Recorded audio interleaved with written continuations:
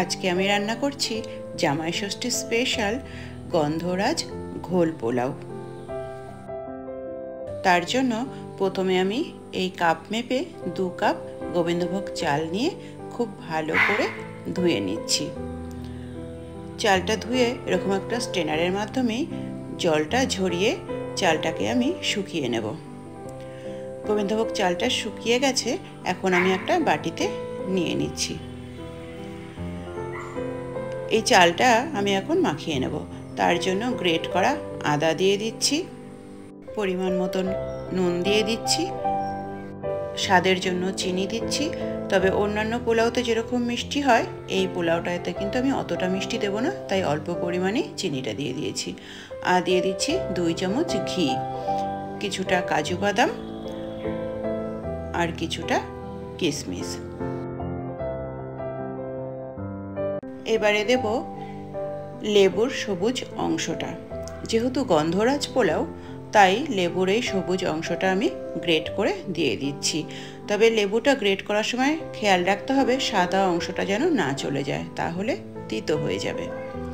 সমস্ত উপকরণগুলো দিয়ে চালটাকে এখন খুব ভালো করে মাখিয়ে নিচ্ছি। বেশ অনেকক্ষণ ধরেই চালটা মাখিয়ে নিতে হবে। চালটা মাখানো হয়ে গেছে, এখন এর মধ্যে কয়েকটা কাঁচা লঙ্কা দিয়ে দিচ্ছি। এবার পোলাওটা রান্না করার জন্য জলটা মেপে নেব। এই কাপেরই 2 কাপ চাল নিয়েছিলাম, সেই কাপ মেপেই আমি 3 কাপ জল নিয়ে নিচ্ছি। আর যেহেতু ঘোল পোলাও বানাবো তাই এর মধ্যে আমি হাফ কাপ মতন টক দই দিয়ে দিচ্ছি। এবার এই টক দই জলটার সাথে খুব ভালো করে মিশিয়ে একটা ঘোল রেডি করে নেব। তবে হ্যাঁ, এর মধ্যে কিন্তু আমি অল্প একটু লবণ দিয়েছিলাম, সেটার আর ভিডিও করা হয়নি।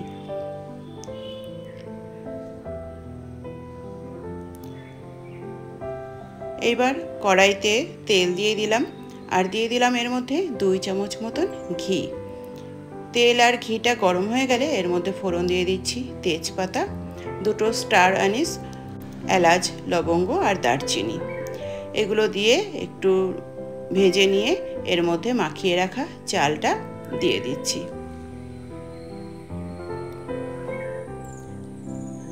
এই চালটা দিয়েও এখন এই তেল আর ঘিয়ের সাথে বেশ কিছুক্ষণ ভেজে নেব। এই পোলাওটায় কিন্তু আমি খুব বেশি রিচ করছি না, তার কারণ যেহেতু এখন খুব গরম, সেই জন্যই হালকা পাতলাভাবেই পোলাওটা আমি রান্না করছি। চালটা ভাজা হয়ে গেছে, এখন যে ঘোলটা আমি রেডি করে রেখেছিলাম সেটা এই চালের মধ্যে দিয়ে দিচ্ছি। এবার একটু খুন্তি দিয়ে নেড়ে দিচ্ছি যাতে তলায় ধরে না যায়। জলটা ফুটতে থাকুক, ততক্ষণে আমি এই লেবুটা কেটে নিই। যে লেবুটার সবুজ অংশটা আমি দিয়ে দিয়েছিলাম চালের মধ্যে, সেই লেবুটাই এখন স্লাইস করে কেটে নিচ্ছি। জল অনেকটাই শুকিয়ে এসেছে আর চালও হাফ সেদ্ধ হয়ে গেছে। এখন জলটা শুকিয়ে পুরো চালের সমান সমান হয়ে গেছে। এই সময় আমি এই গন্ধরাজ লেবুর স্লাইসগুলো দিয়ে দেব আর কয়েকটা পাতাও সাজিয়ে দিচ্ছি। দেখতে কিন্তু খুব সুন্দর লাগছে। এখন আমি একটা ঢাকনা দিয়ে ঢেকে দেব। ঢাকনার মধ্যে যে ছিদ্রটা আছে সেটা একটা কাগজ দিয়ে বন্ধ করে দিচ্ছি।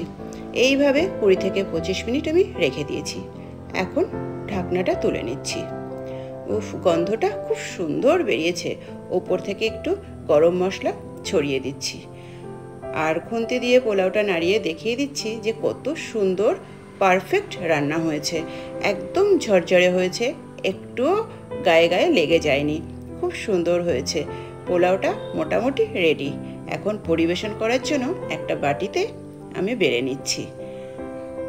এই পোলাওটা কিন্তু নর্মাল বাসন্তী পোলাও বা ভেজ পোলাও যেরকম খেতে হয় সেরকম নয়। এটার টেস্ট পুরো আলাদা। একদম অল্প তেল ঘি দিয়ে বানানো, অল্প মিষ্টি এবং তার মধ্যে আবার একটু গন্ধরাজ ফ্লেভারটাও আছে। এটা চিলি চিকেন বা মটন কষা বা চিকেন কষা যাই বলো না কেন সেটা দিয়েই খেতে চমৎকার লাগবে। আমার কথা শুনে তোমরা বাড়িতে একবার ট্রাই করে দেখো। এই ছিল আজকের আমার ভিডিও, জামাই ষষ্ঠী স্পেশাল গন্ধরাজ ঘোল পোলাও।